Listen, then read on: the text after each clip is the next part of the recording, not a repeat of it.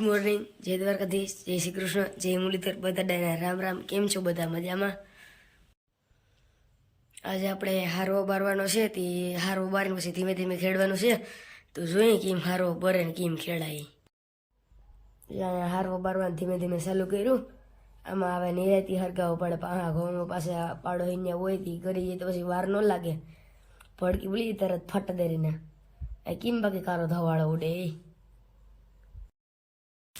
કયો હા આમ તાપ ભરે કયો કારો ધવાળો નીકળીને આમ સૂટ ને સૂટ જાય. હા મોટો તાપ ભઠ્ઠો મોટો ગયો રેડી ઓલા તાપનો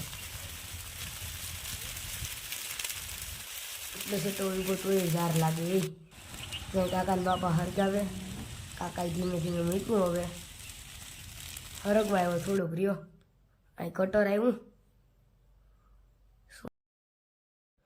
હા કટરમાં પાછળ ઓલું ગાડું આવ્યું હોય તો હાવ ઠાલે ઠાલું છે. જી પાછળનો માલસામાં તો આગળ જોડી લીધો. તો મિત્રો અટાણે હારવો હરગી જાય આપણે ખેતરમાં. જો અહીં ખાતરની ચારી થાય પારે ભૂહાઈ જાય લાગે. ભૂહાઈ જાય આ ભૂહાઈ તો ગયા. આડી ટ્રેક્ટર આવી છે લોડર એટલે આડી અહીંથી ખાતર ભરી ટ્રેક્ટરમાં ઓલું કરીને નાખવાનું છે. હમણાં આઈશાડી ટ્રેક્ટર એટલે તમને વિડીયોમાં દેખાડી આગળ. અહીંયા વેસમાં તો આમ નો રોડ બનાવ્યો આમ બોલે હું ક્યાંય ઘરકા ઘરકા થઈ જાય. ધોરું કારું માટ ઢેડ હોય ને.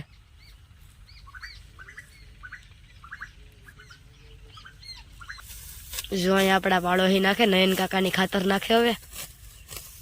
હા પણ ટોલીમાં ટીંગે જ નાખે ઓલા બે ભાઈઓ છે એઠું ખરેડે. પછી આપણે નાખી દઈએ આમાં. હવે ક્યાંક લહર છે ને એકાદ ટીંગે ને ઓલું કરે દી.